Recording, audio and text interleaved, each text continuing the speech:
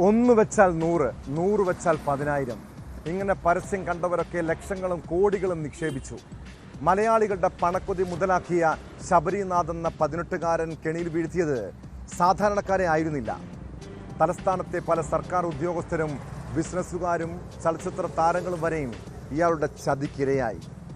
Cinema തിരക്കഥകളെപ്പോലും വെല്ലുന്നതായിരുന്നു ശബരിനാഥിൻ്റെ വളർച്ചയും ആഡംബര ജീവിതവും. ടോട്ടൽ ഫോർ യു എന്ന സ്ഥാപനത്തിൻ്റെ മറവിൽ അയാൾ 200 കോടിയോളം രൂപ തട്ടിയെടുത്തു. നഗരത്തിൽ നിരവധി ഫ്ളാറ്റുകൾ, ആഡംബര കാറുകൾ, റിസോർട്ട് നിർമ്മാണം. ഒരു പ്രമുഖ നടി ശബരിനാഥിൻ്റെ കാമുകിയാണെന്ന കഥകൾ വരെയും പ്രചരിച്ചു. എന്നാൽ ആ ചെറുപ്പക്കാരൻ്റെ സ്വപ്നങ്ങളെല്ലാം ചീട്ടുകൊട്ടാരം പോലെ വീണത് പെട്ടെന്നാണ്. വർഷങ്ങൾക്ക് ശേഷം ശബരിയെക്കുറിച്ച് എന്തിനാണ് വീണ്ടും പറയുന്നതെന്ന് പലരും ചിന്തിക്കുന്നുണ്ടാകുമല്ലേ. ആ കേസിൽ പിടിക്കപ്പെട്ടിട്ടും ശബരിനാഥ് പഴയ പണി നിർത്തിയില്ല. ഏറ്റവും ഒടുവിൽ ഒരു അഭിഭാഷകനാണ് ഈ യുവാവിൻ്റെ കെണിയിൽ വീണത്.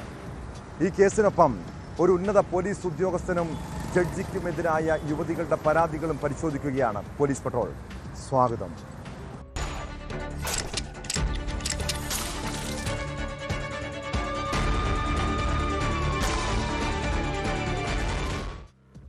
വെറും 18 വയസ്സ് മാത്രം പ്രായമുള്ള ചെറുപ്പക്കാരൻ.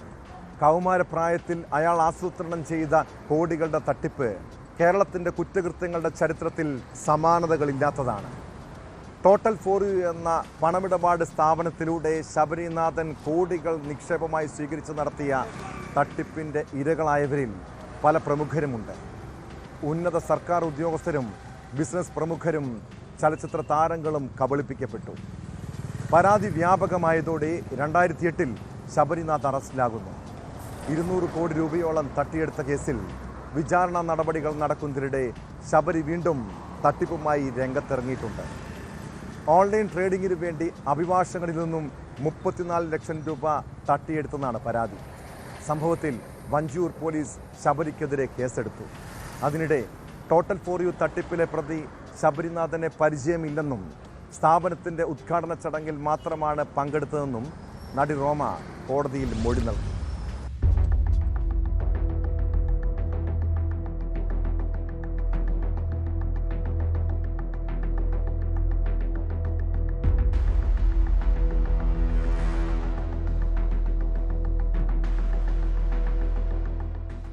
ഒരു കാലത്ത് കേരളത്തെ പിടിച്ചുകുലുക്കിയ പ്രമാദമായ കേസായിരുന്നു ടോട്ടൽ ഫോർ യു തട്ടിപ്പ്. ഉന്നത ഉദ്യോഗസ്ഥരും ബിസിനസ് പ്രമുഖരും ചലച്ചിത്ര താരങ്ങളും ജുഡീഷ്യൽ ഓഫീസർമാരും വരെ അന്ന് തട്ടിപ്പിൽപ്പെട്ട് വഞ്ചിതരായി. ആരെയും വെല്ലുന്ന വാക്ചാതുരിയായിരുന്നു ശബരിയുടെ പ്രത്യേകത. കള്ളപ്പണം നിക്ഷേപിച്ചവരിൽ പലരും പോലീസിൽ പരാതിപ്പെടാൻ പോലും തയ്യാറായില്ല. വെറും 18 വയസ്സ് മാത്രം പ്രായമുള്ള ശബരിനാഥിന്റെ തട്ടിപ്പിനെക്കുറിച്ച് കേട്ട് നാട് നടുങ്ങി. ഇയാളുടെ വാക്കുകേട്ട് ലക്ഷങ്ങളും കോടികളും നിക്ഷേപിച്ചവരാണ് തട്ടിപ്പിന് ഇരയായത്. അങ്ങനെ 1000-ലേറെ പേർ കബളിപ്പിക്കപ്പെട്ടു.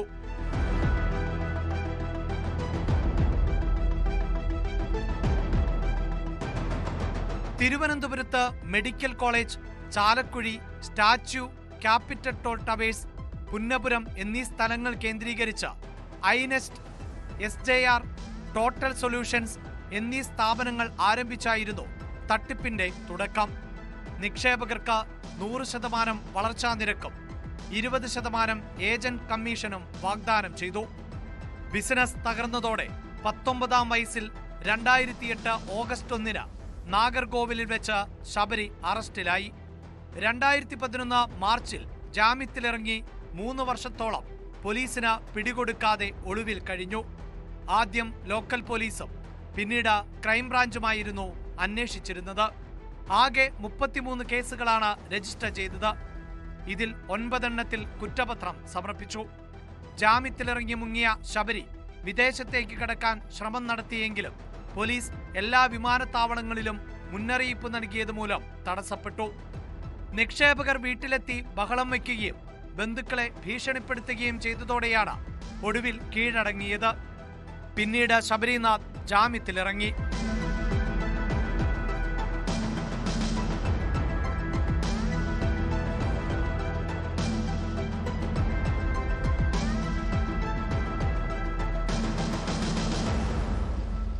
വർഷങ്ങൾക്ക് ശേഷം ശബരിനാഥിനെതിരെ പുതിയൊരു തട്ടിപ്പ് കേസ് കൂടി രജിസ്റ്റർ ചെയ്തിരിക്കുന്നു. ഓൺലൈൻ ട്രേഡിംഗിനു വേണ്ടി അഭിഭാഷകനിൽ നിന്ന് 34 ലക്ഷം രൂപ തട്ടിയെടുത്തുവെന്നാണ് പരാതി. സഞ്ജയ് എന്ന അഭിഭാഷകൻ നൽകിയ പരാതിയിൽ വഞ്ചിയൂർ പോലീസാണ് കേസെടുത്തത്. ഓൺലൈൻ ട്രേഡിംഗ് സ്ഥാപനം നടത്തി ലാഭമുണ്ടാക്കി കൊടുക്കാമെന്ന് പറഞ്ഞാണ് തട്ടിപ്പ് നടത്തിയത് എന്നാണ് പരാതി. ബാങ്ക് രേഖകൾ പരിശോധിക്കുകയാണ് എന്ന് പോലീസ് പറഞ്ഞു. കോടതിയിൽ വെച്ചുള്ള പരിചയമാണ് സാമ്പത്തിക ഇടപാടുകളിലേക്ക് നയിച്ചത് എന്നാണ് സൂചന.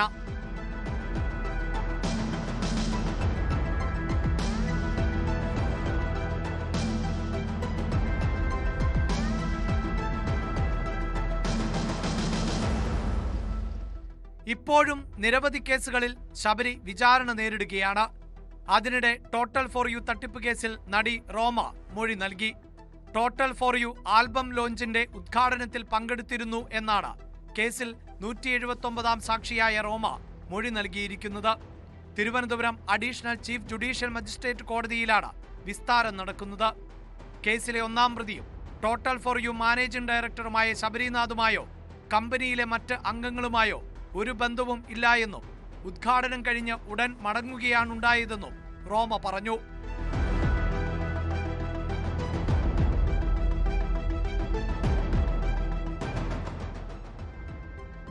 ന്യൂസ് 18 തിരുവനന്തപുരം. പെണ്ണുങ്ങളെ കാണുമ്പോൾ ഞരമ്പ് രോഗമുള്ള ചില രാഷ്ട്രീയക്കാരെക്കുറിച്ചും വക്കീലന്മാരെക്കുറിച്ചും ജഡ്ജിമാരെക്കുറിച്ചും ഈ ദിവസങ്ങളിൽ നമ്മൾ ചർച്ച ചെയ്തതാണ്. എന്നാൽ വനിതാ പോലീസുകാർക്ക് പോലും തൊഴിലിടത്ത് രക്ഷയില്ലാത്ത അവസ്ഥയാണ്. സംസ്ഥാനത്തെ ഉന്നത പോലീസ് ഉദ്യോഗസ്ഥനെതിരെ പരാതിയുമായി രംഗത്തെത്തിയത് വനിതാ SIമാരാണ്. പത്തനംതിട്ട മുൻ SP-യും നിലവിൽ AIG-യുമായ VG വിനോദ് കുമാർ അശ്ലീല സന്ദേശം അയച്ചെന്നും മാനസികമായി പീഡിപ്പിച്ചെന്നുമാണ് പരാതി. പരാതിക്കൊപ്പം സന്ദേശങ്ങളുടെ വിവരങ്ങളും വനിതാ ഉദ്യോഗസ്ഥർ കൈമാറിയിട്ടുണ്ട്. സംഭവത്തിൽ ആഭ്യന്തര അന്വേഷണത്തിന് DGP ഉത്തരവിട്ടു.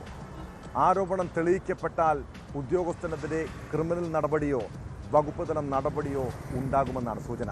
അതേസമയം ആരോപണം ഉദ്യോഗസ്ഥൻ നിഷേധിച്ചിട്ടുണ്ട്.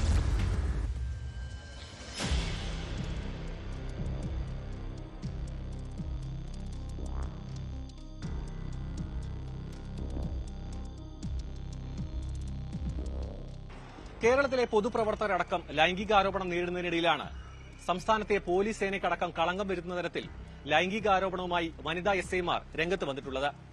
ലൈംഗിക ചുവയുള്ള സന്ദേശങ്ങൾ അയച്ചുവെന്നും ഇതിന് അനുകൂലമായ രീതിയിൽ പെരുമാറിയില്ല എങ്കിൽ പ്രതികാര നടപടികൾ സ്വീകരിക്കുന്നുവെന്നും കാട്ടിയാണ് പരാതി നൽകിയത്.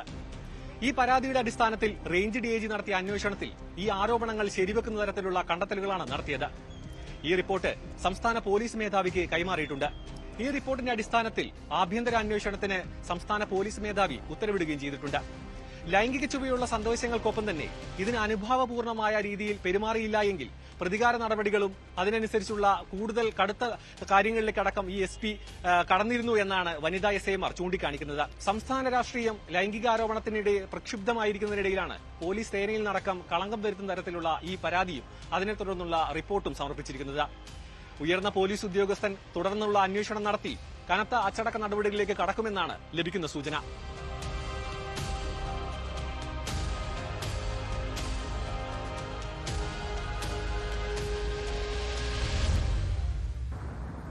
സീസറിന്റെ ഭാര്യ സംശയത്തിന് അതീതയായിരിക്കണമെന്ന വിശ്വസാഹിത്യകാരനായ ഷേക്സ്പിയറിന്റെ വരികൾ ഹൈക്കോടതി പല കേസുകളിലും പരാമർശിച്ചിട്ടുള്ളതാണ്. ഇതുപോലെ ജഡ്ജിമാരുടെ വ്യക്തിജീവിതത്തിൽ കറ പുരണ്ടാലും അത് ഈ നാട്ടിലെ നിയമവ്യവസ്ഥയോട് സാധാരണക്കാരനുള്ള വിശ്വാസം നഷ്ടപ്പെടാം. ഒരു കേസിൽ ആരോപണ വിധേയനായ ജഡ്ജി ആ സ്ഥാനത്ത് തുടരുന്നത് തന്നെ അനുചിതമല്ലേ? പിന്നെ എങ്ങനെയാണ് ലൈംഗിക ആരോപണത്തിൽ കുടുങ്ങിയ ജഡ്ജിക്ക് ഇപ്പോഴും ആ പദവിയിൽ തുടരാൻ കഴിയുന്നത്? കൊല്ലം ചവറയിൽ നിയമസഹായം തേടിയ യുവതിയോട് അപമര്യാദയായി പെരുമാറിയെന്ന പരാതിയിൽ അന്വേഷണം നേരിടുന്ന കുടുംബ കോടതി മുൻ ജഡ്ജി V ഉദയകുമാറിനെതിരെ അഭിഭാഷകർ രംഗത്തെത്തിയിട്ടുണ്ട്. ജഡ്ജിയെ ചുമതലകളിൽ നിന്നും മാറ്റി നിർത്തിയ അന്വേഷണം നടത്തണമെന്നാണ് അഭിഭാഷക പരിഷത്തിന്റെ ആവശ്യം.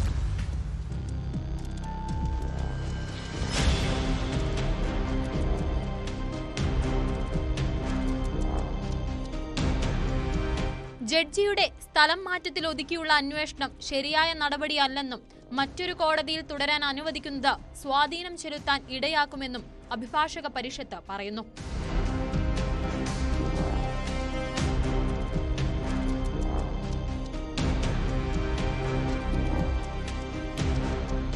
ഇരയ്ക്കൊപ്പമാണെന്ന് കൊല്ലം ബാർ അസോസിയേഷനും വ്യക്തമാക്കിയിട്ടുണ്ട്. കഴിഞ്ഞ 19-ന് കൊല്ലം ചവറ കുടുംബ കോടതിയിൽ നിയമസഹായം തേടിയ യുവതിയോട് അപമര്യാദയായി പെരുമാറിയെന്ന പരാതിയിലാണ് ജഡ്ജിക്കെതിരെ അന്വേഷണം ആരംഭിച്ചത്.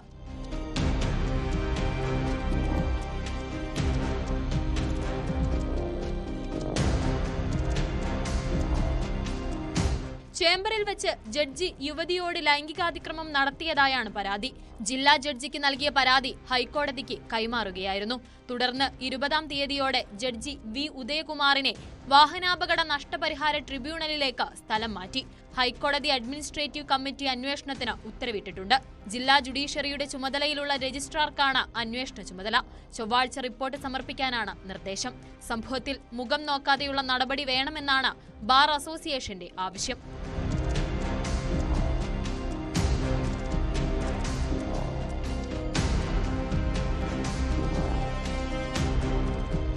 ന്യൂസ് 18 കൊല്ലം. നമ്മുടെ നാട്ടിൽ പല രീതിയിലുള്ള ഞരമ്പ് രോഗികളുണ്ട്. കൊച്ചുകുട്ടികളെയും പെൺകുട്ടികളെയും ലൈംഗികമായി ചൂഷണം ചെയ്യുന്നവർ ഒരു പ്രത്യേകതരം ലൈംഗിക വൈകൃതമുള്ളവരാണ്. ഈ രാജ്യത്തെ നിയമം ശക്തമാണെങ്കിൽ അവരെ കോയമ്പത്തൂർ കൊണ്ടുപോയി ചികിത്സിക്കേണ്ട കാര്യമൊന്നുമില്ല. തിരുവനന്തപുരം കല്ലമ്പലത്ത് 7 വയസ്സുകാരനെ പ്രകൃതി വിരുദ്ധ പീഡനത്തിന് ഇരയാക്കിയ കേസിൽ കോടതി പ്രതിക്ക് നൽകിയതുപോലുള്ള ശിക്ഷ കൊടുത്താൽ മതി. 2019-ൽ 3-ാം ക്ലാസ്സുകാരനെ ലൈംഗികമായി പീഡിപ്പിച്ച കേസിൽ പ്രതി ആറ്റിങ്ങൽ സ്വദേശി മുരളിക്ക് 79 വർഷം കഠിന തടവാണ് ശിക്ഷ. അതായത് അയാൾ ഇനി പുറംലോകം കാണില്ലെന്ന് സാരം. പ്രതി 1.5 ലക്ഷം രൂപ പിഴയും അടയ്ക്കണമെന്ന് വർക്കല അതിവേഗ കോടതിയുടെ ശിക്ഷാവിധിയിലുണ്ട്.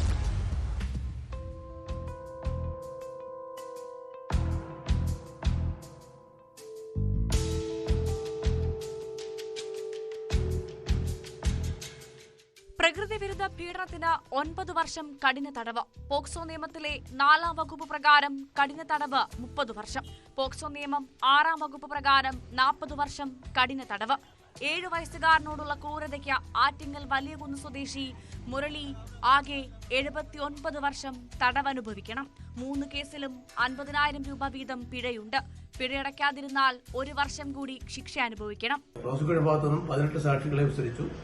21 രേഖകളും 4 വക്കീൽ ഓഫീസ് എംഒസും മാർക്ക് ചെയ്തിട്ടുണ്ട്. ഇത് കേസ് 377 IPC പ്രകാരം 9 വർഷം ശിക്ഷയും 50,000 രൂപ ഫൈനും. സെക്ഷൻ 473A പോക്സോ ആക്ട് പ്രകാരം 30 വർഷം ശിക്ഷയും 50,000 രൂപ ഫൈനും. സെക്ഷൻ 675M പ്രകാരം പോക്സോ ആക്ട് പ്രകാരം 40 വർഷം ശിക്ഷയും 50,000 രൂപ ഫൈനും ആണ് ഇപ്പോൾ ശിക്ഷിച്ചിട്ടുള്ളത്. പിഴത്തുകയിൽ നിന്ന് 1 ലക്ഷം രൂപ ഇരയ്ക്ക് നൽകണം. കൂടുതൽ നഷ്ടപരിഹാരം അനുവദിക്കാൻ തിരുവനന്തപുരം ജില്ലാ ലീഗൽ സർവീസ് അതോറിറ്റിക്ക് കോടതി നിർദ്ദേശം നൽകി. 2019-ൽ കുട്ടിക്ക് 7 വയസ്സുള്ളപ്പോഴായിരുന്നു പീഡനം. വിവരം കുട്ടി രക്ഷിതാക്കളെ അറിയിക്കുകയും തുടർന്ന് പോലീസിൽ പരാതി നൽകുകയുമായിരുന്നു. കല്ലമ്പലം പോലീസാണ് കേസ് അന്വേഷിച്ചത്.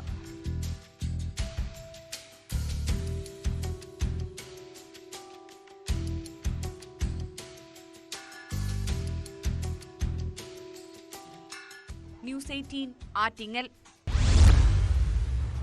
കോഴിക്കോട് രാമനാട്ടുകരയിൽ ബംഗാളിയായ 15-കാരിയെ പീഡിപ്പിച്ച സംഭവത്തിൽ പോലീസ് കേസ് അട്ടിമറിക്കാൻ ശ്രമിക്കുകയാണോ? 5 പേർ ചേർന്ന് ബലാത്സംഗം ചെയ്തെന്ന പരാതിയിൽ പെൺകുട്ടി മൊഴി മാറ്റിയത് ആരുടെ ഇടപെടൽ കാരണമാണ്? പോലീസിനെതിരെ ഗുരുതര ആരോപണവുമായി രംഗത്തെത്തിയിരിക്കുകയാണ് ബംഗാളി പെൺകുട്ടിയുടെ കുടുംബം. ഒരാൾ മാത്രമാണ് പ്രതി എന്ന പോലീസിന്റെ വാദം തള്ളിയ മാതാപിതാക്കൾ കുട്ടിയെ അകാരണമായി കുടുംബത്തിൽ നിന്ന് അകറ്റി നിർത്തിയിരിക്കുകയാണെന്ന് ആരോപിച്ചു. ഒളിവിൽ പോയ മുഖ്യപ്രതിയെ പിടികൂടാൻ ഇതുവരെയും കഴിയാത്തതും പോലീസിന്റെ വീഴ്ചയാണ്.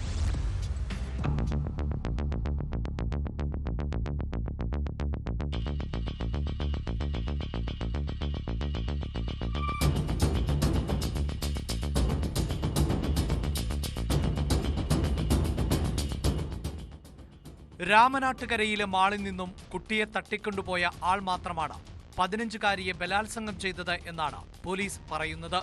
കുട്ടിയെ മയക്കുമരുന്ന് നൽകി ബോധം കെടുത്തി പ്രതി താമസിക്കുന്ന കെട്ടിടത്തിൽ എത്തിച്ചാണ് ബലാത്സംഗത്തിന് ഇരയാക്കിയത്. സ്ഥലത്ത് ആ സമയം പ്രതിയുടെ കൂട്ടുകാർ ഉണ്ടായിരുന്നുവെങ്കിലും അവർ കുട്ടിയെ ഉപദ്രവിച്ചിട്ടില്ല എന്നും പോലീസ് പറയുന്നു. എന്നാൽ പോലീസിന്റെ വാദം കുട്ടിയുടെ കുടുംബം പൂർണ്ണമായും തള്ളുകയാണ്. പീഡനത്തിനിരയാക്കിയ ശേഷം വഴിയിൽ ഉപേക്ഷിച്ച കുട്ടി 5 പേർ തന്നെ പീഡിപ്പിച്ചതായി ബന്ധുക്കളോട് പറഞ്ഞിരുന്നു. പിന്നീട് എന്തുകൊണ്ട് മൊഴി മാറ്റിയെന്ന് അറിയില്ല. കേസിൽ അട്ടിമറി സംശയിക്കുന്നതായും കുട്ടിയുടെ അമ്മ പറയുന്നു. പീഡനത്തിനിരയായ കുട്ടി പോലീസിന്റെ സംരക്ഷണത്തിലാണ് കഴിയുന്നത്. നിരന്തരം ആവശ്യപ്പെട്ടിട്ടും കുട്ടിയെ കാണാൻ അനുവദിക്കാത്തതിലും ദുരൂഹതയുണ്ട് എന്ന് അമ്മ പറഞ്ഞു. मेरा साथ मिलेगा बच्चा को थोड़ा अच्छा लगेगा, मेरे को अच्छा लगेगा, बच्चा भी टेंशन में है, मैं भी टेंशन में हूँ। पुलिस से झूठ बोला? हाँ, पुलिस झूठ बोला है। क्यों पुलिस झूठ बोला? क्यों झूठ बोला है क्या मालूम। पुलिस के साथ मेरा साथ पुलिस क्या काम कर रही है ना कर रही हो तो मेरे सुना ही नहीं, बोला ही नहीं है। अभी भी बेटी बोल रही है 5 आदमी। क्या बोला? 5 ने उसके छेड़छाड़ किया है, हाँ, बलात्कार किया है, ऐसे बेटी ने बोला है। കേസിൽ നിർണായകമെന്ന് കരുതുന്ന ഹാർഡ് ഡിസ്ക് പ്രതിയുടെ സുഹൃത്തിന്റെ വീട്ടിലെ കിണറ്റിൽ നിന്നും കണ്ടെത്തിയിരുന്നു. ഫയർഫോഴ്സ് സ്കൂബ ഡൈവേഴ്സ് ആണ് പോലീസിന്റെ നിർദ്ദേശപ്രകാരം കിണറ്റിൽ ഉപേക്ഷിച്ച ഹാർഡ് ഡിസ്ക് കണ്ടെടുത്തത്. കുട്ടിയെ എത്തിച്ച പീഡനം നടത്തിയ കെട്ടിടത്തിലെ CCTV ദൃശ്യങ്ങൾ അടങ്ങിയതാണ് ഹാർഡ് ഡിസ്ക് എന്ന് കരുതുന്നു. ഇരയായ കുട്ടിയുടെ ദൃശ്യങ്ങൾ പ്രതി ബ്ലാക്ക്മെയിലിംഗിനായി പകർത്തിയതാണോ എന്നും സംശയമുണ്ട്. കേസിൽ മുഖ്യപ്രതി റിയാസിനെ സഹായിച്ചതെന്ന് കരുതുന്ന സുഹൃത്തിനെ മാത്രമാണ് പോലീസ് കസ്റ്റഡിയിലെടുത്തിട്ടുള്ളത്. റിയാസിനായി ഊർജിതമായി തെരച്ചിൽ നടക്കുന്നതായി പോലീസ് പറയുന്നു. പ്രതി അയൽ സംസ്ഥാനത്തേക്ക് കടന്നതായും സംശയമുണ്ട്. കഴിഞ്ഞ 19-നാണ് രാമനാട്ടുകരയിൽ താമസിക്കുന്ന ബംഗാളി സ്വദേശിനിയായ പെൺകുട്ടിയെ കാണാതായത്. അടുത്ത ദിവസം രാവിലെ ദേഹമാസകലം മുറിവുകളോടെ വീടിനടുത്ത് കാറിൽ കൊണ്ടുവന്ന് ഉപേക്ഷിക്കുകയായിരുന്നു.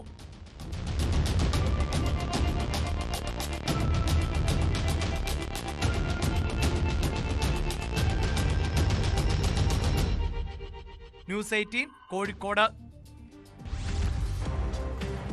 ലൈംഗിക ചൂഷണം നേരിട്ടാലോ ഒരാൾ മോശമായി പെരുമാറിയാലോ പെൺകുട്ടികൾ ഉടൻ തന്നെ എന്തുകൊണ്ട് പ്രതികരിച്ചില്ല എന്ന് ചോദിക്കുന്നവരാണ് നമ്മളിൽ പലരും. ഇങ്ങനെയുള്ള സാഹചര്യത്തിൽ പോലീസിനെ സമീപിച്ചാൽ നീതി കിട്ടുമോ? ഇനി പരാതിയും കേസുമായാൽ ഇര വീണ്ടും വേട്ടയാടപ്പെടുന്ന അവസ്ഥയല്ലേ ഉണ്ടാവുക? തിരുവനന്തപുരത്ത് ഫോൺ വിളിച്ച് ശല്യം ചെയ്തയാളെ പെൺകുട്ടിയുടെ കുടുംബം കൈകാര്യം ചെയ്ത രീതിയെക്കുറിച്ച് അറിയണം. പെൺകുട്ടിയെ ശല്യപ്പെടുത്തിയ 50-കാരനെ ബന്ധുവും സുഹൃത്തുക്കളും ചേർന്ന് ക്രൂരമായി മർദ്ദിച്ച് അവശനാക്കി. തുടർന്ന് കമ്പുകൾ ഉപയോഗിച്ച് കയ്യും കാലും അടിച്ചൊടിച്ചു. നെടുമങ്ങാട് അഴീക്കോട് സ്വദേശിയായ റഹീമിനാണ് മർദ്ദനമേറ്റത്. സിനിമയിൽ അവസരം വാഗ്ദാനം ചെയ്ത് നിരന്തരം ശല്യം ചെയ്തതോടെ പെൺകുട്ടി തന്നെ കൊട്ടേഷൻ കൊടുക്കുകയായിരുന്നുവെന്നാണ് പോലീസ് നൽകുന്ന വിവരം. സംഭവത്തിൽ 4 പ്രതികളെ പോലീസ് പിടികൂടിയിട്ടുണ്ട്.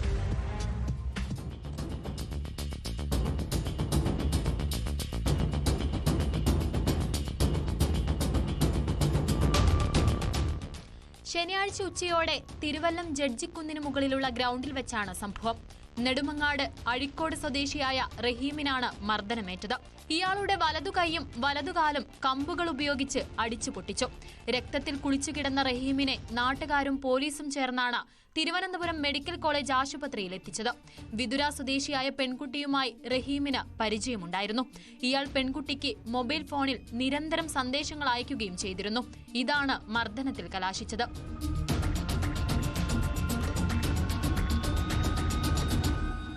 പെൺകുട്ടിയുടെ ഫോണിൽ വിളിച്ചാണ് റഹീമിനോട് ജഡ്ജിക്കുന്നിൽ വരാൻ ആവശ്യപ്പെട്ടത്. 1ാം വർഷ ബിരുദ വിദ്യാർത്ഥിനിയായ പെൺകുട്ടിയുമായി ഇയാൾ സൗഹൃദത്തിലായിരുന്നുവെന്നും സന്ദേശങ്ങൾ ബന്ധു കണ്ടതിനെ തുടർന്നാണ് ആക്രമണമെന്നുമാണ് നേരത്തെ പുറത്തുവന്ന വിവരം. എന്നാൽ പോലീസ് നടത്തിയ അന്വേഷണത്തിൽ പെൺകുട്ടിയാണ് റഹീമിനെതിരെ കൊട്ടേഷൻ കൊടുത്തതെന്ന് കണ്ടെത്തി. കുറെ നാളായി റഹീമുമായി സൗഹൃദത്തിലായിരുന്നുവെന്ന് പെൺകുട്ടി മൊഴി നൽകി. സിനിമയിൽ PRO ആയിരുന്ന റഹീം അഭിനയിക്കാൻ അവസരം വാങ്ങിത്തരാമെന്ന് പറഞ്ഞ് നിരന്തരം ശല്യം ചെയ്യുകയായിരുന്നു. അഭിനയിക്കാൻ താല്പര്യമില്ലെന്ന് അറിയിച്ചിട്ടും നിരന്തരം വിളിക്കുകയും സന്ദേശം അയക്കുകയും ചെയ്തു. ശല്യം സഹിക്കാൻ വയ്യാതെയാണ് കൊട്ടേഷൻ നൽകിയതെന്നും പെൺകുട്ടി പോലീസിനോട് പറഞ്ഞു. പെൺകുട്ടിയുടെ ബന്ധുവായ മനോജ്, ഇയാളുടെ സുഹൃത്തുക്കളായ മനു, മനോജ്, അജിത് കുമാർ എന്നിവരാണ് അറസ്റ്റിലായത്. സംഭവത്തിൽ കൂടുതൽ അന്വേഷണം നടത്തിവരുന്നതായും പോലീസ് അറിയിച്ചു.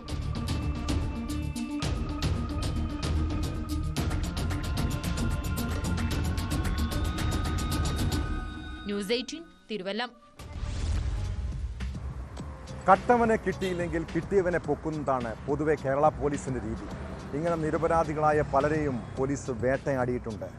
ആലപ്പുഴ തോട്ടപ്പള്ളിയിലെ വീട്ടമ്മയുടെ കൊലപാതകത്തിൽ പോലീസ് ആദ്യം അറസ്റ്റ് ചെയ്തത് കേസുമായി യാതൊരു ബന്ധമില്ലാത്തയാളെയാണ്. ചോദ്യം ചെയ്യാൻ വിളിച്ചു വരുത്തിയ ശേഷമാണ് സമീപവാസിയായ അബൂബക്കറിനെ കേസിൽ പ്രതിയാക്കിയത്. പിന്നീട് യഥാർത്ഥ പ്രതികളെ കണ്ടെത്തിയെങ്കിലും അബൂബക്കറിനെ കേസിൽ നിന്ന് ഒഴിവാക്കാൻ പോലീസ് തയ്യാറായിട്ടില്ല. ഇയാൾക്കെതിരെ ബലാത്സംഗ കുറ്റം നിലനിൽക്കുമെന്നാണ് പോലീസ് പറയുന്നത്. സംഭവത്തിൽ പോലീസിനെതിരെ അബൂബക്കറിന്റെ കുടുംബം മുഖ്യമന്ത്രിക്കും DGPക്കും SP-ക്കും പരാതി നൽകിയിട്ടുണ്ട്. അബൂബക്കർ വീട്ടിൽ നിന്ന് പോയ ശേഷം എത്തി കൊലപാതകം നടത്തിയ തൃക്കുന്നപ്പുഴ സ്വദേശികളായ ദമ്പതികളെ പോലീസ് കഴിഞ്ഞ ദിവസം പിടികൂടിയിരുന്നു.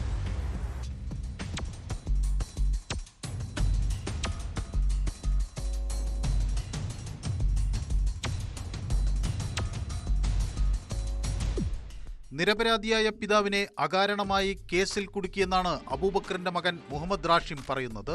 ഒന്ന് തൊട്ടാൽ പോലും താഴെ വീഴുന്ന മനുഷ്യനാണ് ഒരു സ്ത്രീയെ ബലാത്സംഗം ചെയ്തു കൊന്നു എന്ന് പറഞ്ഞ് കേസെടുത്തിരിക്കുന്നത്.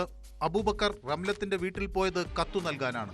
കട്ടവനെ കിട്ടിയില്ലെങ്കിൽ കിട്ടിയവനെ കള്ളനാക്കുകയാണ് പോലീസെന്നും അബൂബക്കറിന്റെ കുടുംബം ആരോപിക്കുന്നു. പിതാവ് ഇതിൽ പെടുത്തുകയായിരുന്നു ഇവിടുത്തെ പോലീസ് ഉദ്യോഗസ്ഥർ. അദ്ദേഹം ഒരു സാധുവായ മനുഷ്യനാണ്. എനിക്ക് പറയാനാണെങ്കിൽ വാക്കുകൾ കിട്ടുന്നില്ല. എൻ്റെ വാപ്പ എന്നെ കണ്ടപ്പം കെട്ടിപ്പിടിക്കേ കരയെ വാപ്പി ചെയ്തു. മോനെ എന്നെ പെടുത്തിയാണെന്ന് വാപ്പി പറഞ്ഞിട്ടുണ്ട്. അത് വാപ്പി ഒരിക്കലും വാപ്പി ഇങ്ങനെ ചെയ്യത്തില്ല. ഇത് കളവാണ്. സംഭവത്തിൽ മുഖ്യമന്ത്രിക്കും DGPക്കും SP-ക്കും പരാതി നൽകിയിട്ടുണ്ട്. പോലീസ് കംപ്ലയിന്റ് അതോറിറ്റിക്കും മനുഷ്യാവകാശ കമ്മീഷനും പരാതി കൊടുക്കുമെന്നും റാഷിം പറഞ്ഞു.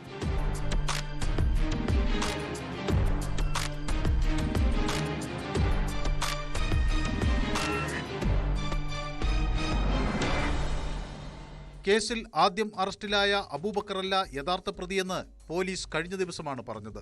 സ്വർണം ഉൾപ്പെടെയുള്ളവ മോഷ്ടിക്കാനെത്തിയ ദമ്പതിമാരാണ് കൊലപാതകം നടത്തിയതെന്ന് പോലീസ് സ്ഥിരീകരിക്കുന്നു. തൃക്കുന്നപ്പുഴ മുട്ടേക്കാട്ടിൽ സൈനുലാബ്ദീൻ, ഭാര്യ അനീഷ എന്നിവരാണ് പ്രതികൾ. സൈനുലാബ്ദീനെ റിമാൻഡ് ചെയ്തു. അപസ്മാര ലക്ഷണം കണ്ടതിനാൽ അനീഷയെ ആശുപത്രിയിൽ നിരീക്ഷണത്തിലാക്കിയിരിക്കുകയാണ്. താനാണ് കൊല നടത്തിയതെന്ന് കുറ്റസമ്മതം നടത്തിയതിനെ തുടർന്നാണ് അബൂബക്കറിനെ അറസ്റ്റ് ചെയ്തത്. അബൂബക്കർ 12 മണിയോടെ സ്ത്രീയുടെ വീട്ടിലെത്തിയിരുന്നതായും ബലാത്സംഗം നടന്നതായും പോലീസ് പറയുന്നു. ബലാത്സംഗത്തിനിടെ ഇവർ ബോധരഹിതയായപ്പോൾ മരിച്ചെന്ന് തെറ്റുധരിച്ചതാകാം കുറ്റസമ്മതം നടത്താൻ കാരണമെന്നാണ് സൂചന. അബൂബക്കറിനെതിരെ കൊലപാതക കുറ്റമുൾപ്പെടെ ചുമത്തിയാണ് കേസെടുത്തിട്ടുള്ളത്. ഇയാളെ ഇതിൽ നിന്ന് ഒഴിവാക്കും. പുതിയതായി ഏതൊക്കെ വകുപ്പുകൾ ചുമത്തണമെന്നത് കൂടുതൽ പരിശോധിച്ച ശേഷമേ തീരുമാനിക്കൂവെന്ന് പോലീസ് വ്യക്തമാക്കി.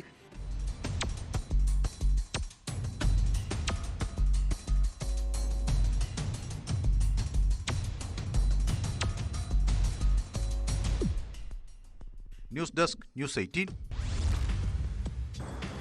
ധർമ്മസ്ഥലയിൽ കൊലപാതക പരമ്പരകൾ നടന്നെന്ന പതിറ്റാണ്ടുകൾക്ക് ശേഷമുള്ള വെളിപ്പെടുത്തൽ. മഞ്ജുനാഥ ക്ഷേത്രം ഭാരവാഹികളുടെ ഭീഷണിക്ക് വഴങ്ങി 100-ലേറെ മൃതദേഹങ്ങൾ കുഴിച്ചിട്ടെന്ന് മുൻ ശുചീകരണ തൊഴിലാളി ചിന്നയ്യ പറഞ്ഞതോടെ ഒരു നാട് മുഴുവൻ വിറങ്ങലിച്ചു. പോലീസ് സംഘം തിരച്ചിൽ നടത്തിയപ്പോൾ ധർമ്മസ്ഥല എന്ന ക്ഷേത്ര നഗരം രാജ്യത്തിൻ്റെ മുഴുവൻ ശ്രദ്ധാകേന്ദ്രമായി മാറി. എന്നാൽ കഴിഞ്ഞ ദിവസം സാക്ഷിയെ പോലീസ് പ്രതിക്കൂട്ടിലാക്കിയപ്പോൾ അടിമുടി ദുരൂഹത. നീണ്ട നാളത്തെ അന്വേഷണത്തിനൊടുവിൽ ചിന്നയ്യയുടെ ആരോപണങ്ങൾ അടിസ്ഥാനരഹിതമാണെന്ന് പ്രത്യേക അന്വേഷണ സംഘം കണ്ടെത്തിയതോടെ വിവാദങ്ങൾക്ക് അവസാനമാകുമോ? കോടതിയിൽ നൽകിയ രഹസ്യമൊഴിയിൽ മുൻ ശുചീകരണ തൊഴിലാളി ഉറച്ചു നിൽക്കുന്നതിനാൽ മണ്ണുകുഴിച്ചുള്ള പരിശോധന പുനരാരംഭിക്കാനും അന്വേഷണ സംഘം ആലോചിക്കുന്നു.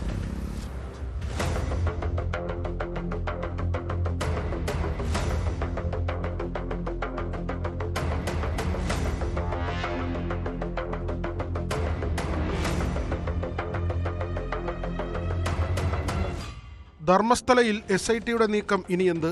ഓരോ ദിവസം കഴിയുമ്പോഴും കേസിൽ വലിയ വഴിത്തിരിവാണുണ്ടാകുന്നത്. തെളിവിനായി ഹാജരാക്കിയ തലയോട്ടി വ്യാജമാണെന്ന് കണ്ടെത്തിയതിനെ തുടർന്ന് കഴിഞ്ഞ ദിവസം അറസ്റ്റിലായ മുൻ ശുചീകരണ തൊഴിലാളി CN ചിന്നയ്യയുടെ ചോദ്യം ചെയ്യൽ തുടരുകയാണ്. 10 ദിവസത്തേക്കാണ് ഇയാളെ കസ്റ്റഡിയിൽ വിട്ടിട്ടുള്ളത്. തലയോട്ടി എവിടെ നിന്ന് ലഭിച്ചുവെന്നും എന്തിനാണ് കോടതിയിൽ തെളിവായി ഹാജരാക്കിയതെന്നും കണ്ടെത്തുന്നതിനായാണ് ഇയാളെ ചോദ്യം ചെയ്യുന്നത്. ഹാജരാക്കിയ തലയോട്ടി പുരുഷന്റേതാണെന്ന് ഫോറൻസിക് പരിശോധനയിൽ കണ്ടെത്തി. മൃതദേഹങ്ങൾ കൂട്ടമായി സംസ്കരിച്ചു എന്ന വെളിപ്പെടുത്തലിൽ ഇയാൾ ഉറച്ചു നിൽക്കുന്നതായാണ് വിവരം. ഈ സാഹചര്യത്തിൽ മണ്ണ് കുഴിച്ചുള്ള പരിശോധന പുനരാരംഭിക്കാനും അന്വേഷണ സംഘം ആലോചിക്കുന്നു.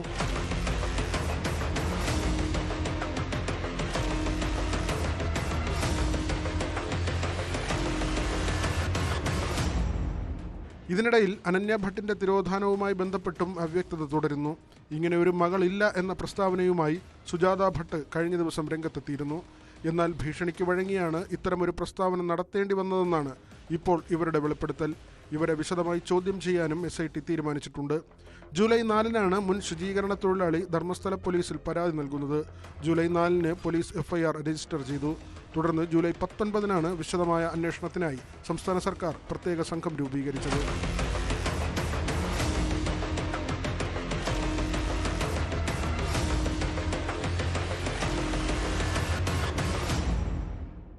ന്യൂസ് 18 ധർമ്മസ്ഥല. എറണാകുളം ഊന്നുകൽ ശാന്ത കൊലപാതക കേസിൽ മുഖ്യപ്രതി ആൺസുഹൃത്ത് രാജേഷ് എന്ന പോലീസിന്റെ കണ്ടെത്തൽ. ഇരുവരും തമ്മിലുള്ള ഫോൺ സംഭാഷണങ്ങളുടെ വിവരങ്ങളും CCTV ദൃശ്യങ്ങളുമാണ് കേസിൽ നിർണായകമായത്. ഒളിവിലുള്ള രാജേഷിന്റെ കാറും മോഷണം പോയ സ്വർണ്ണാഭരണങ്ങളും പോലീസ് കണ്ടെടുത്തു. പ്രതിക്കായി സംസ്ഥാനത്തിന് പുറത്തേക്കും അന്വേഷണം വ്യാപിപ്പിച്ചിട്ടുണ്ട്. രാജേഷിനെ പിടികൂടിയാൽ മാത്രമേ കൊലപാതകം നടത്തിയ സ്ഥലവും രീതിയും വ്യക്തമാകൂ. ശാന്തയുടെ മൊബൈൽ ഫോണും പ്രതിയുടെ കൈവശമുണ്ടെന്നാണ് സൂചന. വ്യക്തമായി. കോതമംഗലത്തെ ഒരു ഷോപ്പിൽ കാർ ഏൽപ്പിച്ച് പെരുമ്പാവൂർ ഭാഗത്തെ ന്യൂസ് 18 കൊച്ചി. പൊതുനിരത്തിൽ സ്ത്രീകളെ കയ്യേറ്റം ചെയ്യുകയും ആക്രമിക്കുകയും ചെയ്യുന്നവരുണ്ട്. ഇങ്ങനെയുള്ള നാട്ടിൽ പെൺകുട്ടികൾക്കും സ്ത്രീകൾക്കും എങ്ങനെ സുരക്ഷിതമായി ജീവിക്കാൻ കഴിയും? കോഴിക്കോട് തിരുവമ്പാടിയിൽ നടു റോഡിൽ സ്ത്രീയെ യുവാവ് പിന്നിൽ നിന്നും ചവിട്ടി വീഴ്ത്തിയ ദൃശ്യങ്ങൾ ഭയപ്പെടുത്തുന്നതാണ്. മദ്യലഹരിയിലായിരുന്ന തിരുവമ്പാടി സ്വദേശി ഷിഹാബുദ്ദീനാണ് റോഡരികിലൂടെ നടന്നു പോകുകയായിരുന്ന യുവതികളോട് ആദ്യം അസഭ്യം പറയുകയും പിന്നാലെ ചവിട്ടി വീഴ്ത്തുകയും ചെയ്തത്. പ്രദേശത്തെ CCTVയിലാണ് ഞെട്ടിപ്പിക്കുന്ന ദൃശ്യങ്ങൾ പതിഞ്ഞിട്ടുള്ളത്.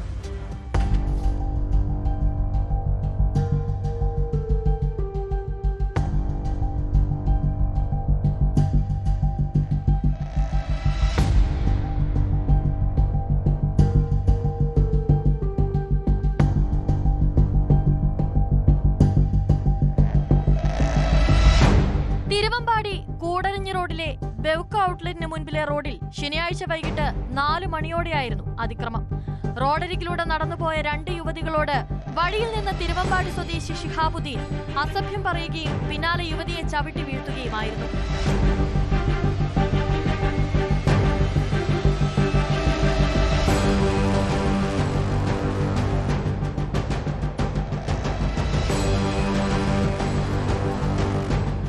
ചവിട്ടേറ്റ് നിലത്ത് വീണ യുവതിയോട് വീണ്ടും യുവാവ് ആക്രോശിച്ചടുക്കുന്നതും ദൃശ്യങ്ങളിൽ കാണാം. ഒരു പണപ്പിരിവുമായി ബന്ധപ്പെട്ട് പോവുകയായിരുന്നു യുവതികൾ. പരാതിയും കേസുമായി മുൻപോട്ടു പോകാൻ താല്പര്യമില്ല എന്നാണ് ചവിട്ടേറ്റ യുവതി പോലീസിനെ അറിയിച്ചത്. അതേസമയം സംഭവത്തിൽ തിരുവമ്പാടി പോലീസ് സ്വമേധയാ കേസെടുത്തിട്ടുണ്ട്. മദ്യലഹരിയിലായിരുന്നു ഷിഹാബുദ്ദീനെന്നും പ്രതിക്കായി അന്വേഷണം തുടങ്ങിയതായും പോലീസ് അറിയിച്ചു.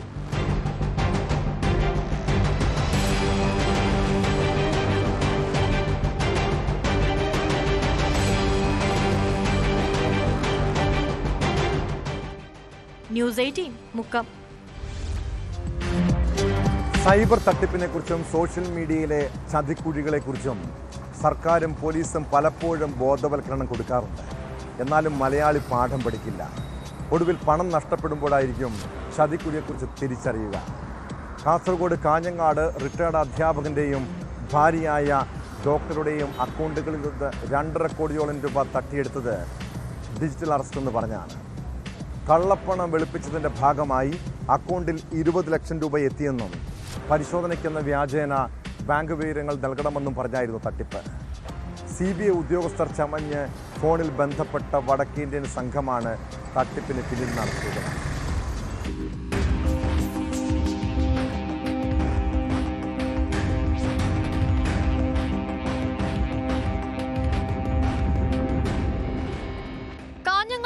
റിട്ടയർഡ് അധ്യാപകന്റെയും ഭാര്യയായ ഡോക്ടറുടെയും അക്കൗണ്ടുകളിൽ നിന്ന് 2.5 കോടിയോളം രൂപയാണ് തട്ടിയെടുത്തത്. മണി ലോണ്ടറിംഗ് കേസിൽപ്പെട്ട് ഡിജിറ്റൽ അറസ്റ്റ് ചെയ്തിരിക്കുകയാണെന്ന് പറഞ്ഞായിരുന്നു തട്ടിപ്പ്. തെരുവത്ത് ലക്ഷ്മി നഗറിൽ മഖാം റോഡിലെ KV ക്വാർട്ടേഴ്സിൽ താമസിക്കുന്ന റിട്ടയർഡ് അധ്യാപകൻ വിഷ്ണു എമ്പ്രാന്തിരി, ഭാര്യയും ഹോമിയോ ഡോക്ടറുമായ KP പ്രസന്നകുമാരി എന്നിവർക്കാണ് പണം നഷ്ടപ്പെട്ടത്. ന്യൂഡൽഹി ട്രായിൽ നിന്നാണെന്ന് പറഞ്ഞാണ് ഫോൺ വിളിയെത്തിയത്. ഈ മാസം 8-നാണ് ആദ്യം വിളി വന്നത്. പിന്നാലെ മുംബൈ CBIയിൽ നിന്നെന്ന് പറഞ്ഞ് വീഡിയോ കോളുമെത്തി. പോലീസ് യൂണിഫോം ഇട്ട ഒരാളാണ് വീഡിയോ കോളിൽ പ്രത്യക്ഷപ്പെട്ടത്. ഹിന്ദിയിൽ സംസാരിക്കുകയും ഒപ്പം മലയാള പരിഭാഷകൻ എത്തുകയും ചെയ്തു. എന്നാൽ മലയാളം പരിഭാഷകനെ നേരിൽ കാണാനായില്ല. ഭാര്യയുടെ കാനറ ബാങ്ക് അക്കൗണ്ടിലേക്ക് 20 ലക്ഷം രൂപ 2022 മുതൽ വന്നിട്ടുണ്ടെന്ന് സംഘം പറഞ്ഞു. അത്തരം അക്കൗണ്ട് ഇല്ലെന്നറിയിച്ചപ്പോൾ ഭാര്യയുടെ ആധാർ കാർഡിന്റെ കോപ്പി അവർ വാട്സാപ്പ് കോളിൽ കാണിച്ച് വിശ്വാസ്യത നേടി. 2 കോടി രൂപയുടെ മണി ലോണ്ടറിംഗുമായി ബന്ധപ്പെട്ട് നരേഷ് ഗോയൽ എന്നയാളെ അറസ്റ്റ് ചെയ്തിട്ടുണ്ടെന്നും അയാൾ ഉൾപ്പെടെ 247 ആളുകൾ ഈ കേസിലുണ്ടെന്നും ഭാര്യ അതിലൊരാളാണെന്നും വിഷ്ണു എംബ്രാന്തിരിയോട് പറഞ്ഞു. ഭാര്യയുടെ അക്കൗണ്ട് വെരിഫൈ ചെയ്ത നരേഷ് ഗോയലുമായി ബന്ധമുണ്ടോ എന്ന് പരിശോധിക്കണമെന്നാണ് അറിയിച്ചത്. ഒരു കത്തെഴുതി 2 പേരുടെയും ഫോട്ടോ ഒപ്പിട്ട് അയച്ചു കൊടുക്കാൻ പറഞ്ഞു. കോടതിയിൽ നൽകാനാണെന്ന് പറഞ്ഞതോടെ ഇത് വിശ്വസിച്ച ദമ്പതികൾ അയച്ചു കൊടുത്തു.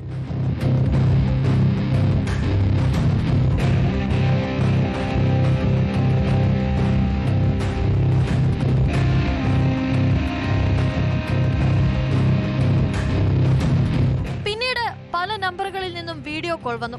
അക്കൗണ്ട് വ്യക്തത വരുത്താനെന്നാണ് പറഞ്ഞത്. പിന്നീട് 2 പേരുടെയും മുഴുവൻ അക്കൗണ്ട് വിവരങ്ങളും അതിലുള്ള തുകയും അവർ ചോദിച്ചു. Hosdurg cooperative bank, Hosdurg cooperative, urban society എന്നിവിടങ്ങളിലെ അക്കൗണ്ട് വിവരങ്ങൾ കൈമാറി. അക്കൗണ്ടുകളിലുള്ള തുക വെരിഫൈ ചെയ്യാൻ RTGS വഴി അവരുടെ അക്കൗണ്ടിലേക്ക് പണം കൈമാറ്റം ചെയ്യണമെന്ന് പറഞ്ഞു. ഇതോടെ 2 ബാങ്കുകളിലെ അക്കൗണ്ടുകളും പുതിയ കോട്ടയിലെ കർണാടക ബാങ്കിലേക്ക് മാറ്റി. അധ്യാപകന്റെ അക്കൗണ്ടുകളിലുള്ള 64 ലക്ഷം, 1,26,67,000 രൂപ എന്നിവ കർണാടക ബാങ്കിലേക്ക് മാറ്റാൻ അപേക്ഷ നൽകി. അതിനിടെ കേസ് നടക്കുന്നതിനാൽ അക്കൗണ്ടുകളിലെ പണം അയച്ചു കൊടുക്കാൻ സുപ്രീം കോടതിയുടെ വിധിയായെന്ന് സൂചിപ്പിക്കുന്ന കത്തും ഇവർക്ക് കൈമാറി. ഇതോടെ ഫോൺ വിളിച്ചവരുടെ നിർദ്ദേശപ്രകാരം കർണാടക ബാങ്കിൽ നിന്ന് പണം വിവിധ ബാങ്കുകളിലേക്ക് മാറ്റി. ICICI, mascot management solutions, yes bank, IndusInd bank തുടങ്ങിയ ബാങ്കുകളിലേക്കാണ് ദമ്പതിമാർ പണം അയച്ചു കൊടുത്തത്.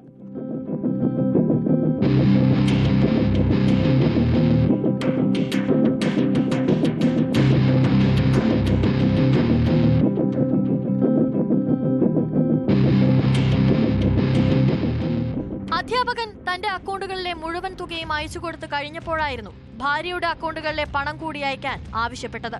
കൂടുതൽ പണം അയക്കാനും സംഘം ആവശ്യപ്പെട്ടു. ഇതോടെ വിഷ്ണു എംബ്രാന്തിരി അടുത്ത ബന്ധുവിനെ വിവരമറിയിച്ചു. ഇദ്ദേഹം പണം അയക്കരുതെന്ന് പറഞ്ഞതോടെ തുടർന്ന് പണം അയച്ചില്ല. നാഷണൽ സീക്രട്ട് ആണെന്നും തങ്ങളുടെ അനുവാദമില്ലാതെ വീട് വിട്ട് പുറത്തു പോകരുതെന്നും സംഘം പറഞ്ഞിരുന്നു. പിന്നീടാണ് ദമ്പതികളുടെ അക്കൗണ്ട് വിവരങ്ങൾ ചോദിച്ച് മനസ്സിലാക്കിയത്. കബളിപ്പിക്കപ്പെട്ടതായി മനസ്സിലായതോടെ വിഷ്ണു എംബ്രാന്തിരി കാസർഗോഡ് സൈബർ സെല്ലിൽ പരാതി നൽകി. സംഭവത്തിൽ പോലീസ് കേസെടുത്ത് അന്വേഷണം നടത്തിവരികയാണ്.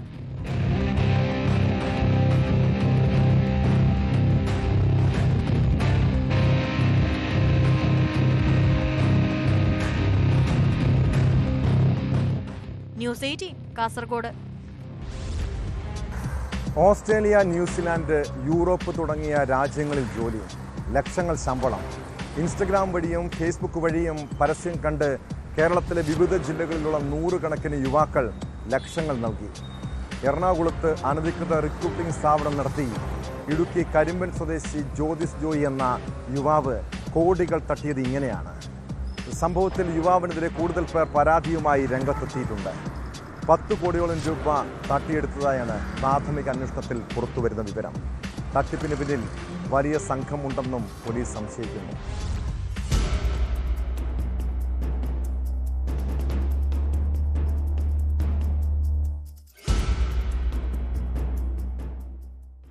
വിദേശ രാജ്യങ്ങളിൽ ജോലിക്ക് ആളെ ആവശ്യമുണ്ടെന്ന് കാണിച്ച് ഇൻസ്റ്റഗ്രാമിലും ഫേസ്ബുക്കിലും പരസ്യം നൽകി 800-ലധികം പേരിൽ നിന്നായി 10 കോടിയോളം രൂപ തട്ടിയെടുത്തെന്നാണ് പരാതി.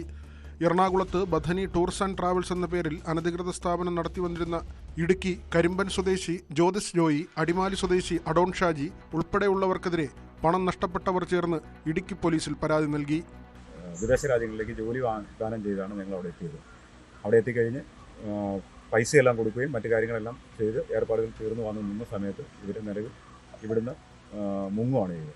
ഓഫീസ് അടച്ചു പൂട്ടി. അതിൽ ഒന്ന് ഇടുക്കി കരിമ്പൻ സ്വദേശിയായ ജ്യോതിസ് ജോയി എന്ന് പറയുന്ന ആളാണ് അതിൻ്റെ MD ആയിട്ടുള്ളത്. മറ്റൊന്നെന്ന് പറയുന്നത് ഇതിൻ്റെ മാനേജിംഗ് ഡയറക്ടറായി വർക്ക് ചെയ്തുകൊണ്ടിരുന്ന ആഡോൺ ഷിജു അല്ല, ഒലീവ മരിയം ജോർജ് എന്ന് പറയുന്ന ആളും, പിന്നെ ഇതിൻ്റെ മാനേജർമാരായിരുന്ന ഹമിത എന്ന് പറയുന്ന ഒരു ലേഡിയും, ഇടുക്കി അടിമാലിക്കാരൻ ആഡോൺ ഷിജു എന്ന് പറയുന്ന ഒരാളും പിന്നെ ഇതിൻ്റെ പിന്നിൽ ഒരുപാട് ആളുകളുണ്ട് എന്നൊക്കെയാണ് അറിയാൻ കഴിഞ്ഞത്. എന്തായാലും ഞങ്ങൾ മുഖ്യമന്ത്രിക്കും DGPക്കും നോർക്കയിലും അതോടൊപ്പം തന്നെ എറണാകുളം സൗത്ത് സെൻട്രൽ സ്റ്റേഷനുകളിലും പരാതി കൊടുത്തിട്ടുണ്ട്. ഓസ്ട്രേലിയ, ന്യൂസിലൻഡ്, യൂറോപ്യൻ രാജ്യങ്ങൾ തുടങ്ങിയ ഇടങ്ങളിൽ വിവിധ സ്ഥാപനങ്ങളിൽ ഒഴിവുകളുണ്ടെന്ന് ഇൻസ്റ്റഗ്രാം വഴിയും ഫേസ്ബുക്കിലൂടെയും പരസ്യം ചെയ്തത് കണ്ടാണ് കേരളത്തിലെ വിവിധ ജില്ലകളിലുള്ളവർ ഇവർക്ക് പണം നൽകിയത്. 1 ലക്ഷം മുതൽ മുകളിലേക്കായിരുന്നു പലരും തുക നൽകിയത്. ഞങ്ങൾ ഒരു 800ഓളം പേരുണ്ട്. പക്ഷേ ഇന്ന് വന്നിരിക്കുന്ന കുറച്ച് പേരെ ഉള്ളെങ്കിലും ഇതിൻ്റെ പിന്നിൽ അധ്വാനിക്കുന്ന കുറേ പേരുണ്ട്. പക്ഷേ ഞങ്ങളുടെ പൈസ ഞങ്ങൾക്ക് തിരിച്ച് കിട്ടണം എത്രയും പെട്ടെന്ന്. കാരണം ഞങ്ങൾ അധ്വാനിച്ച് ഉണ്ടാക്കിയ പൈസയാണ്.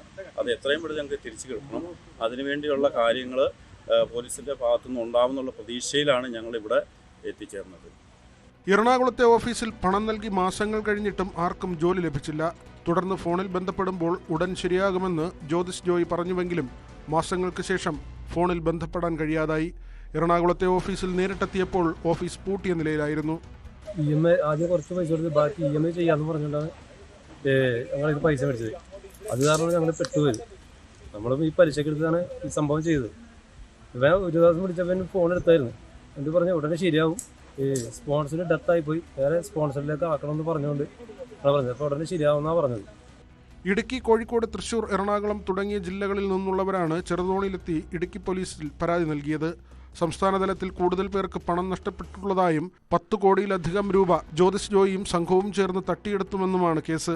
തട്ടിപ്പിന് പിന്നിൽ വലിയ സംഘമുണ്ടെന്ന് സംശയിക്കുന്നതായും പരാതിക്കാർ പറയുന്നു.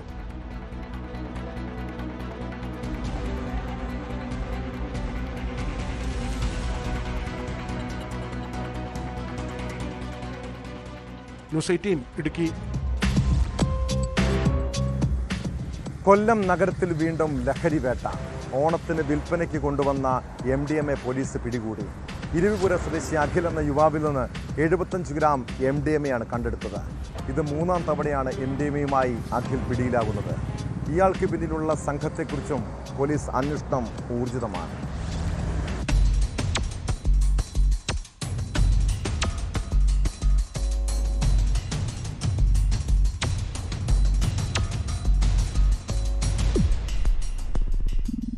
കൊല്ലം വെസ്റ്റ് പോലീസിന്റെയും ഡാൻസ് ഓഫ് ടീമിന്റെയും സംയുക്ത പരിശോധനയിലാണ് അഖിൽ പിടിയിലായത്. ജില്ലാ ജയിലിന് സമീപത്തെ ബസ് സ്റ്റോപ്പിൽ വെച്ച് പോലീസ് വളഞ്ഞിട്ട് പിടികൂടുകയായിരുന്നു. ഓണത്തിന് കൊല്ലം നഗരത്തിൽ വിൽപ്പനയ്ക്ക് കൊണ്ടുവന്ന 75 ഗ്രാം MDMA ഇയാളിൽ നിന്ന് കണ്ടെത്തിയത്. പിടികൂടിയ ലഹരിമരുന്നിന് വിപണിയിൽ 5 ലക്ഷം രൂപ വില വരും. പുന്തലത്താഴം സ്വദേശിയാണ് 26 വയസ്സുള്ള അഖിൽ ശശിധരൻ.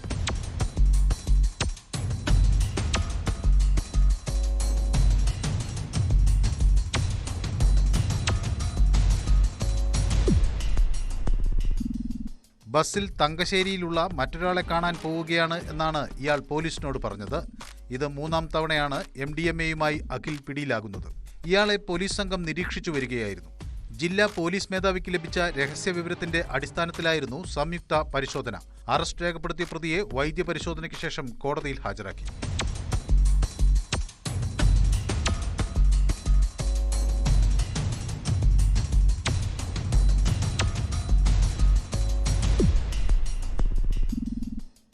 ന്യൂസ് 18 കൊല്ലം. കുറ്റകൃത്യങ്ങളുടെ മറ്റു ചില വാർത്തകൾ ചുരുക്കത്തിൽ. കൊച്ചി കളമശ്ശേരിയിൽ മകൻ പിതാവിനെ വെട്ടിപ്പരിക്കേൽപ്പിച്ചു. കളമശ്ശേരി വട്ടേക്കുന്നം താമസിക്കുന്ന 75-കാരനായ മുഹമ്മദ് അലിയെയാണ് മകൻ വെട്ടിയത്.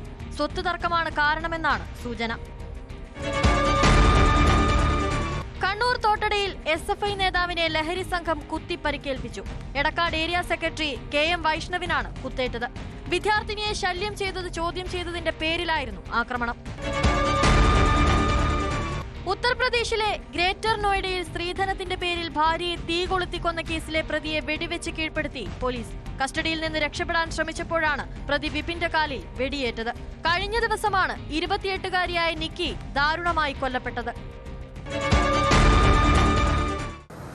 ലഹരി തലയ്ക്ക് പിടിച്ചാൽ ഉണ്ടാകുന്ന അപകടത്തെക്കുറിച്ച് നമ്മുടെ നാട്ടിലെ യുവാക്കൾ മനസ്സിലാക്കാറുണ്ടോ? പിന്നെ സ്ഥലകാല ബോധം നഷ്ടമാകും. അമ്മയെയും പെങ്ങളെയും തിരിച്ചറിയാൻ കഴിയില്ല. മാതാപിതാക്കളെ കൊല്ലാനും മടിക്കില്ല. എറണാകുളം ജനറൽ ആശുപത്രിയിൽ യുവാവ് കാട്ടിക്കൂട്ടിയ പരാക്രമം കഞ്ചാവ് ലഹരിയിലായിരുന്നു. ഉച്ചയ്ക്ക് 12 മണിയോടെ ആശുപത്രിക്കുള്ളിലേക്ക് അതിക്രമിച്ചു കയറിയ യുവാവ് അക്രമാസക്തനായി രോഗികൾക്കും ജീവനക്കാർക്കും നേരെ പാഞ്ഞെടുത്തു. തുടർന്ന് ജീവനക്കാരനോട് 500 രൂപയും ഷർട്ടും ആവശ്യപ്പെട്ടു. റിസപ്ഷനിലെ കമ്പ്യൂട്ടറുകളും ആശുപത്രി വളപ്പിൽ നിർത്തിയിട്ടിരുന്ന കാറിന്റെ ചില്ലും അടിച്ചു തകർത്തു.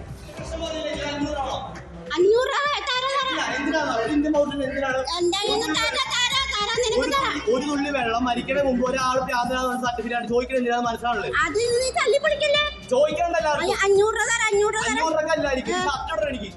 ആദ്യം പരിഭ്രാന്തിയിലായ ആശുപത്രി അധികൃതർ വിവരം അറിയിച്ചതിനെ തുടർന്ന് പോലീസ് എത്തിയാണ് യുവാവിനെ കീഴടക്കിയത്.